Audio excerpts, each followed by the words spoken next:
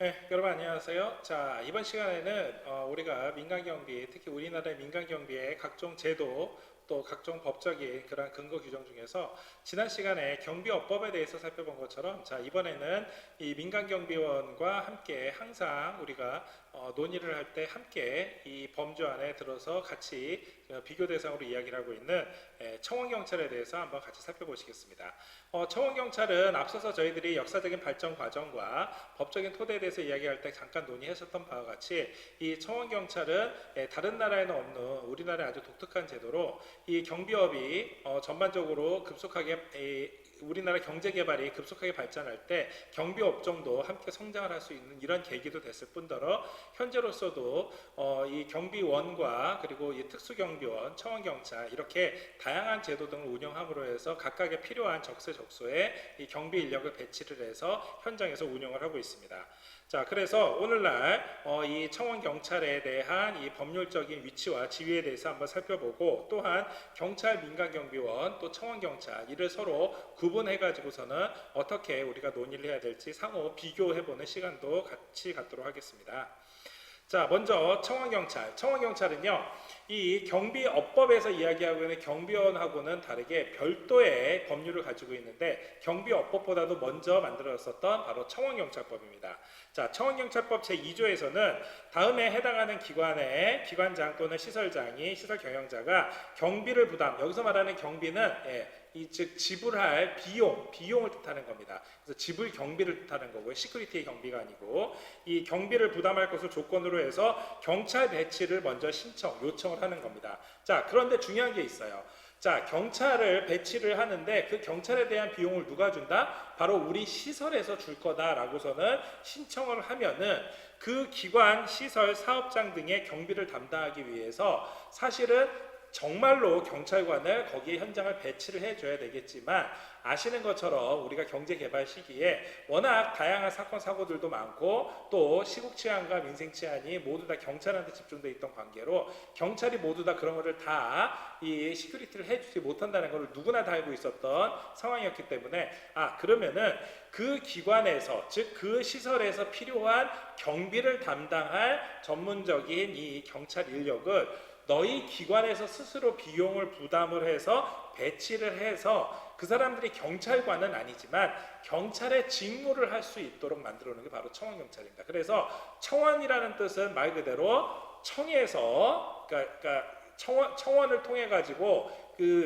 이 경찰을 배치를 받는다라는 의미에서 청원을 한다라는 거고요. 이렇게 해서 현장에서 근무를 한다라는 의미에서 합쳐서 청원경찰이라고 얘기를 합니다.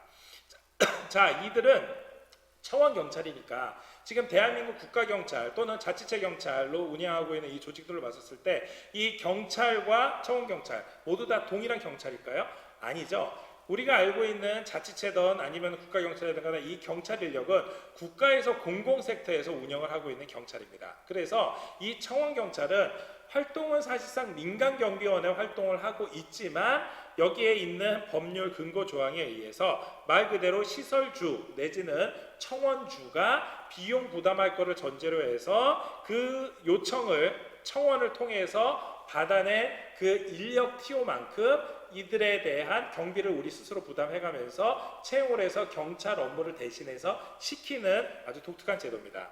자, 그래서 결국 이들이 그 당시에 어떠한 시설들을 주로 담당을 해서 이 사실상 경찰의 업무에 준하는 활동들을 했느냐, 예를 들면은 국가경찰 또는 공공단체 그 관리하에 있는 중요한 시설이나 사업장, 자, 요즘으로 따지면 뭘까요? 바로 국가 중요시설이라고 생각하시면 됩니다. 그 외에 국내 주재하고 있는 외국기관, 대표적인 거 그렇죠, 대사관이겠죠. 그 밖에 행정안전부 장관령으로 시설에 놓고 있는 중요시설이나 사업장, 장소 등이 들어갑니다. 자, 여기에는 어떻게 들어갈까요? 네, 우리가 일상생활에서 매일 하루에 한 번 이상씩 접하고 있는 상당히 많은 시설들이 여기 들어갑니다. 예를 들면은 우리가 은행에 들어가면은 은행에 배치되어 있는 우리가 은행 경비원이라고 부를 수 있는데 실제로는 은행에 배치돼서 근무하고 있는 사람, 네, 바로 청원경찰입니다. 또 그 외에 무슨 대법원이라든 뭐 이게 법원이라든가 아니면은 관공서에 들어와 가지고서는 근무하고 있는 사람들도 계급장 있는데 보시면은 민간 경비원으로 근무하고 있는 시설들도 뭐 공사 같은 경우에 있긴 합니다만은 예, 청원 경찰을 거기에 직접 채용을 해서 또 뭐 도청이라든가 시청이라든가 이런 데도 청원 경찰을 채용을 해 가지고 각종 지자체에서 활동을 하고 있는 경우 청원 경찰입니다. 또 버스를 여러분들이 버스나 대중교통을 이용하는 경우에 예를 들어서 무슨 고속버스 터미널이나 이런 데에서 경비 업무를 서고 있는 사람들도 고속터미널, 네, 우리나라에서 봤을 때는 굉장히 중요한 국가의 중요한 시설들 중에 하나입니다. 그래서 이런 데에서 근무하고 있는 곳, 뭐 그 외에도 뭐 방송국에서 근무하고 있는 경비원들 뭐 등등등 다양한 인력들이 바로 이 청원경찰로 현장에 배치돼서 운영이 되고 있습니다. 자, 정리를 하면은 청원경찰 역사적인 연원으로 봤었을 때 일반 경비원이 보편화되기 이전인 1960년대 70년대서부터 경비를 서야지 되는 아주 중요한 시설에 직접 경찰이 가서 경찰관의 신분으로서 활동하기가 어려운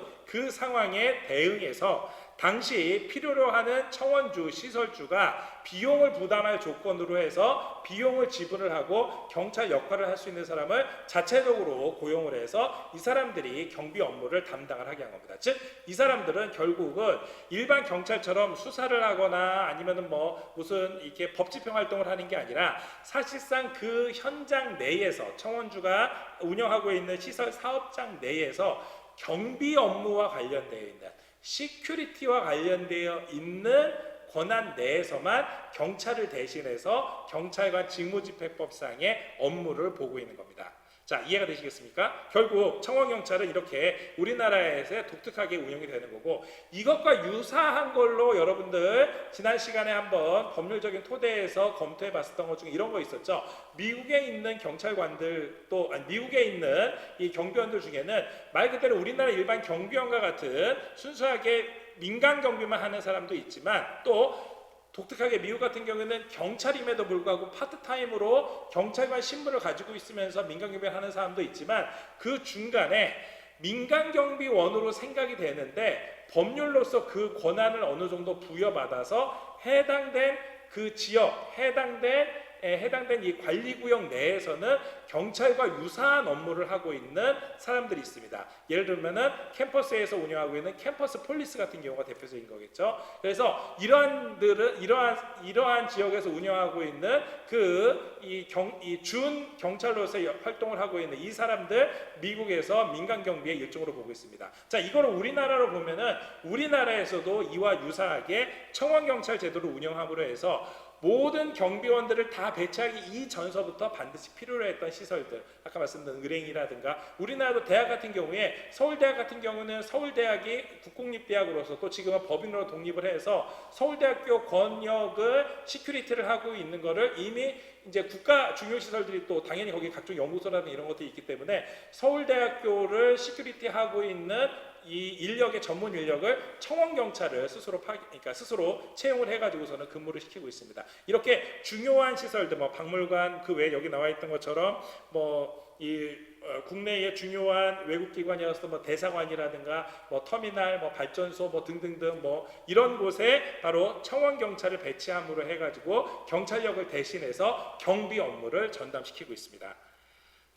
자, 이러한 청원경찰의 직무는요, 청원경찰 제3조에서 청원경찰의 배치 결정을 받은 자, 즉 청원주가 청원경찰을 청원했죠, 요청했죠. 이랬었던 이 받은 자와 배치된 기관, 시설, 사업장, 구역 내를 관할하는 경찰서장, 그 시설이 소속되어 있는 관할경찰서장의 감독을 따라서 해당 경비구역 내에서 경비 목적만을 담당을 하는 그 필요 범위 내에서 경찰관 직무집행법상의 활동을 하는 겁니다. 그러면은 경찰관 직무집행법, 여러분들 아마 이 경찰행정법 시간에 또는 경찰학 개론 시간이나 강론 시간에 공부하셨던 것처럼 우리가 알고 있는 경찰관 직무집행법의 다양한 조항들 중에서 10개가 넘는 조항들 중에서 대표적인 게 불신 검문이나 보호 조치나 위험 발생의 방지라든가 범죄 예방과 제지와 관련돼서 이 활동이 모두 다 어디에 적혀 있어요? 그렇죠.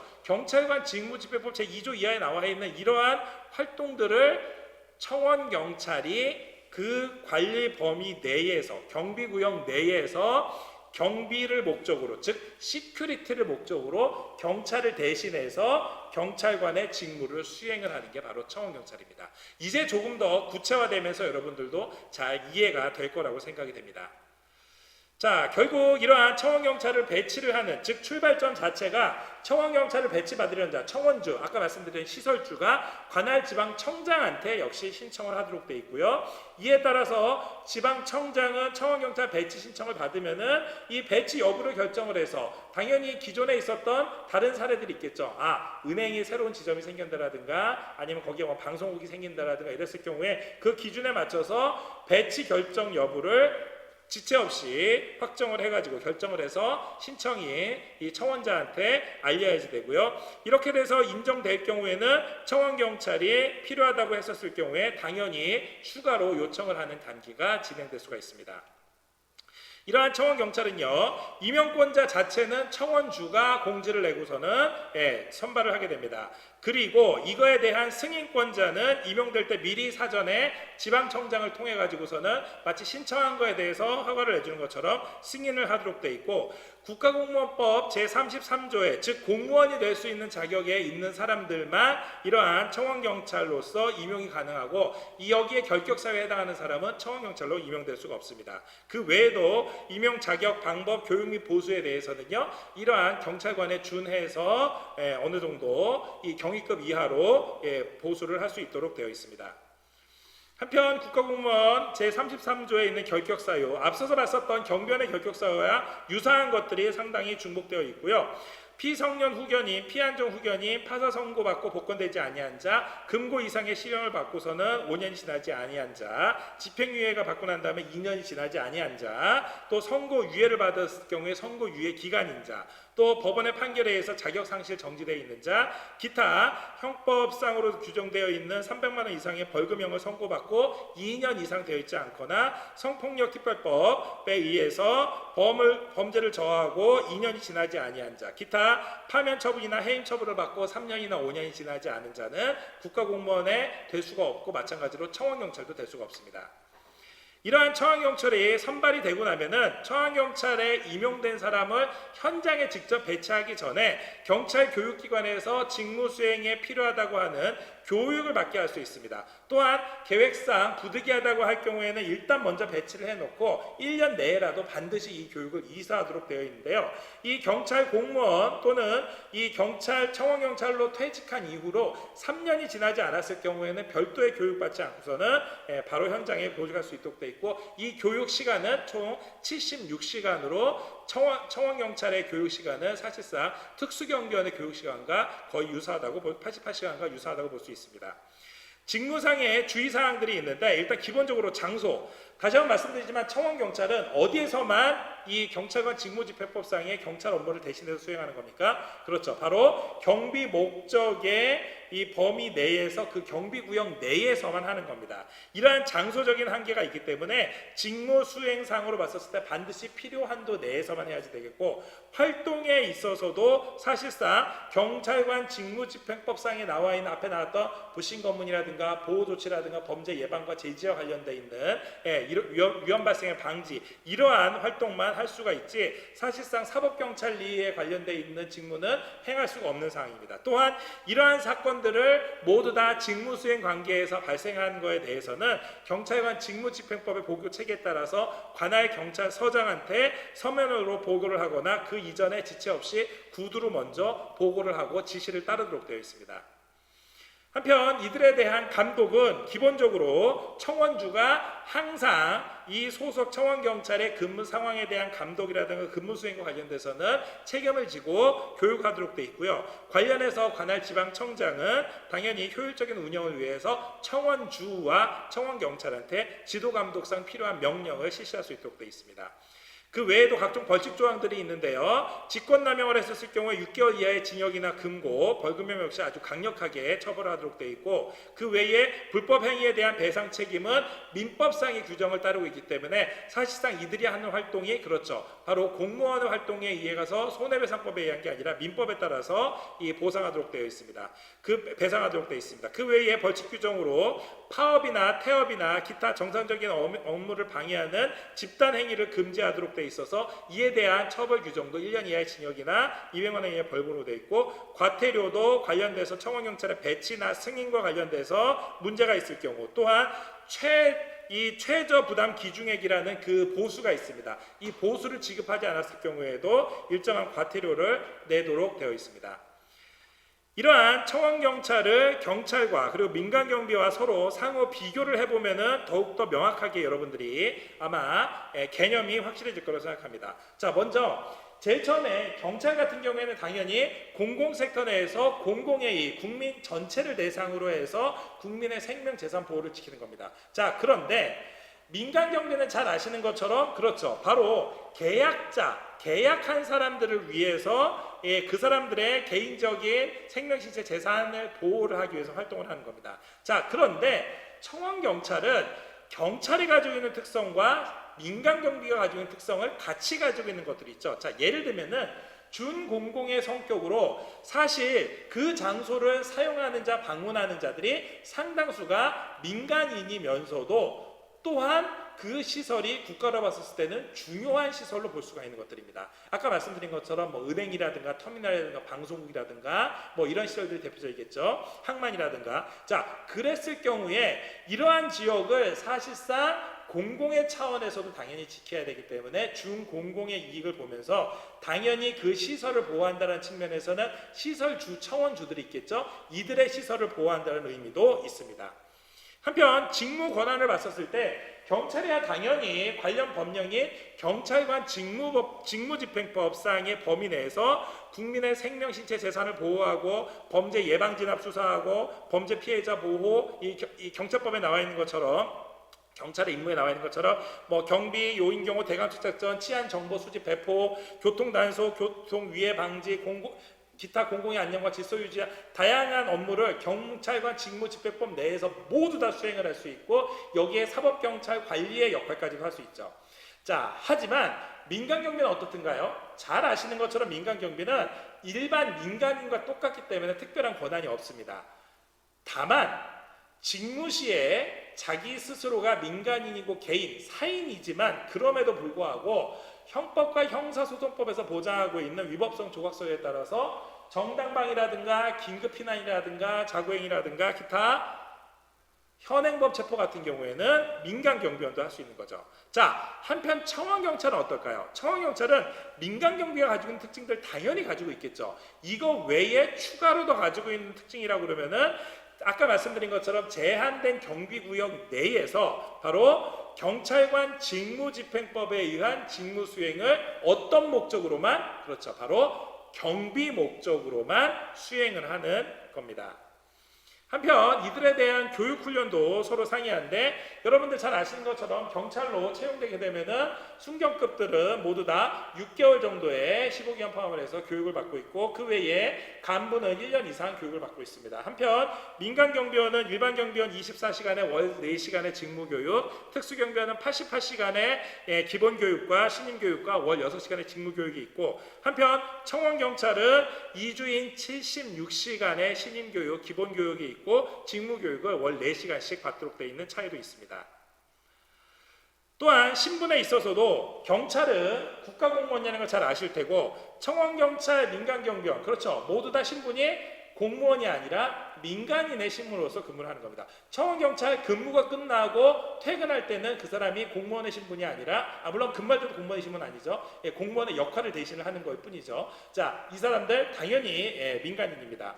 한편 보수 규정에 있어서도 일단 청원경찰 같은 경우, 일단 경찰 같은 경우는 경찰 공무원 보수 규정이 있습니다. 한편 민간경비는 별도의 보수 규정은 없지만, 당연히 여러분들 잘 아시는 것처럼 최저임금에 따른 이 근로기준법에 의해서 최저임금 이상의 이 경비원의 보수를 급여받습니다.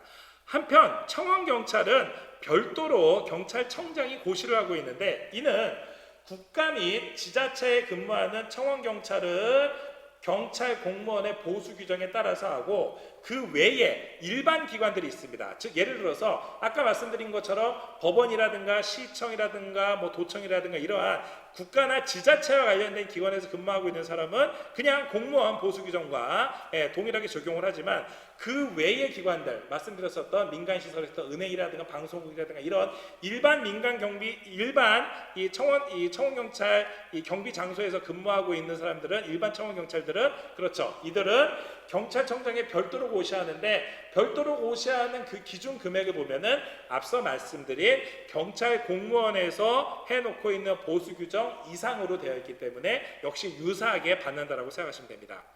한편 복장이나 장비에 있어서 경찰은 행안부에 관련되어 있는 규정에 따라서 경찰과 관련되어 있는 각종 복장이나 규정을 따르도록 되어 있고요. 민간경비에는 당연히 경비업법과 그 이하에 있는 경비업법 시행령이나 시행규칙에 따라서 하고 청원경찰, 그렇죠. 청원경찰도 별도의 법령이 있죠. 바로 청원경찰법과 청원경찰법 시행령, 시행규칙에 따라서 각각의 복장과 장비를 하고 있습니다. 직무 범위, 당연히 경찰은 전국 광역에서 공공수역을 중심으로 하고 있고 자치체 경찰에 따라서는 그렇죠. 해당 지자체 내에서 직무 범위와 업무를 담당을 하고 있습니다. 민간경비원은요. 계약한 계약 지역이 있겠죠. 그죠? 거기에 따라서 당연히 하고 있고 아니면은 꼭 구역이 아니라 하더라도 대상이 있으면 그 대상에 대해서 즉 계약에 따라서 일반적인 사적 영역에 대해서 하는 겁니다. 한편 청원경찰 같은 경우에는 어떤 이 청원경찰의 업무로서 봤었을 때 지정된 구역 앞서 말씀드린 것처럼 청원주가 필요로 하는 시설이나 장소에 대해서 청원경찰을 아예 요청할 때서부터 장소를 명시했기 때문에 지정되어 있는 이 시설주가 요구한 시설물이나 지역인 겁니다. 자 그런데 그냥 시설주가 자기가 뭐 원하는 지역에 그냥 아무 장소에나 있겠어요? 아니죠. 거기가 바로 앞서 말씀드린 것처럼 공공섹터의 이 준 공공의 이익을 가지고 있는 이 장소인 예를 들어서 은행이면 은행 영업장, 예를 들어서 박물관이면 예를 들어 방송국이면은 방송국의 주차장을 포함한 방송국 구역 내 이러한 것들이 모두 다 바로 지정되어 있는 공공의 영역입니다. 이 공공의 영역에 청원경찰을 배치를 해서 직무 범위로 삼고 있습니다. 한편 무기 같은 경우에는요. 경찰은 당연히 경찰 장비, 경찰 무기가 있기 때문에 사용을 하고 있고 민간경비원은 이러한 무기를 소지하거나 휴대를 할 수가 없습니다. 하지만 민간경비원 중에서도 특수경비원은 관할 경찰의 지휘 감독 하에 이 특수경비원은 무기를 휴대해서 근무를 할 수가 있습니다. 한편 청원경찰 같은 경우에는 근무 지역에서 가능하도록 되어 있고요. 청원경찰도 뭐 이 분사기라든가 이런 거 말고도 총기도 당연히 필요에 의해서는 이 관련되어 있는 규정에 따라서 사용을 할 수 있도록 되어 있습니다.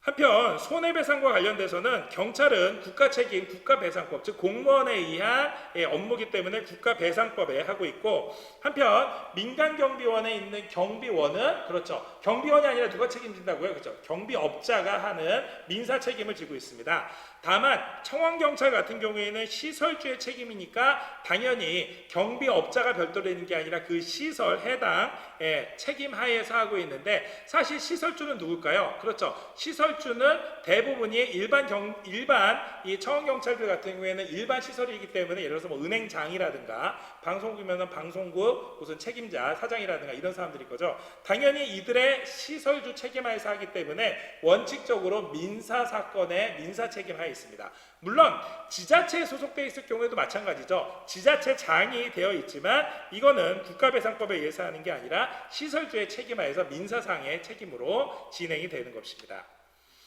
자, 오늘은 전 시간에 이어서 우리나라의 경비원들과 함께 이 시큐리티의 가장 중요한 한 부분을 차지하고 있는 청원경찰에 대해서 한번 같이 살펴봤는데요.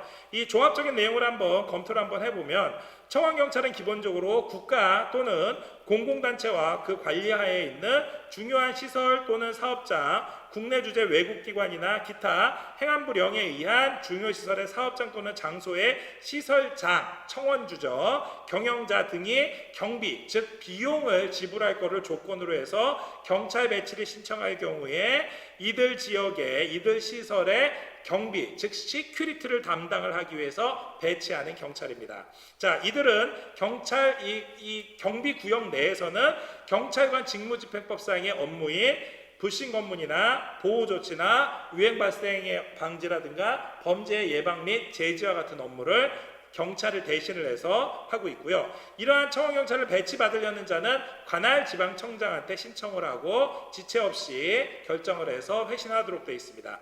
이렇게 회신된 내용을 가지고 임용은 청원주가 직접 하되 이거에 대한 승인권자는 지방경찰청장이 가지고 있습니다.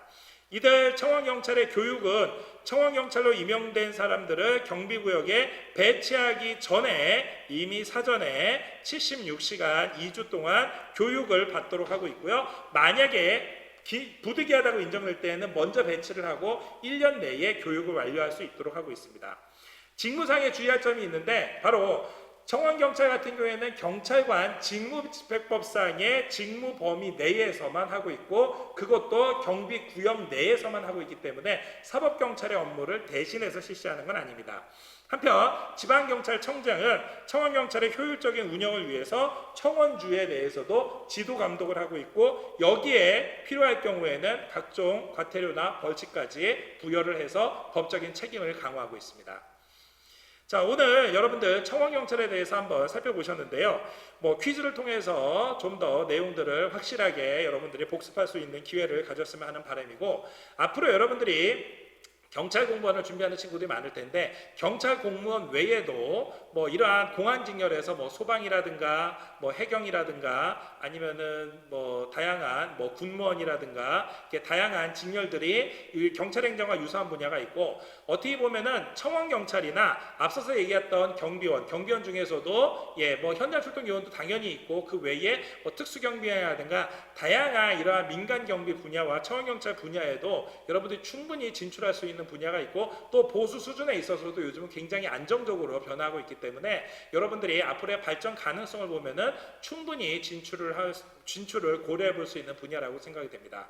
그래서 오늘 전 시간에 의해서 같이 살펴봤었던 이 경비업법과 함께 청원경찰법 서로 비교를 해보면서 역시 옆에 관련되어 있는 법령, 시행령이라든가 시행규칙까지 같이 한번 비교해 보면서 공부해 주시기를 부탁드리면서 오늘 강의는 이걸로 마치도록 하겠습니다. 네, 오늘 수업 들으시느라 수고하셨습니다. 감사합니다.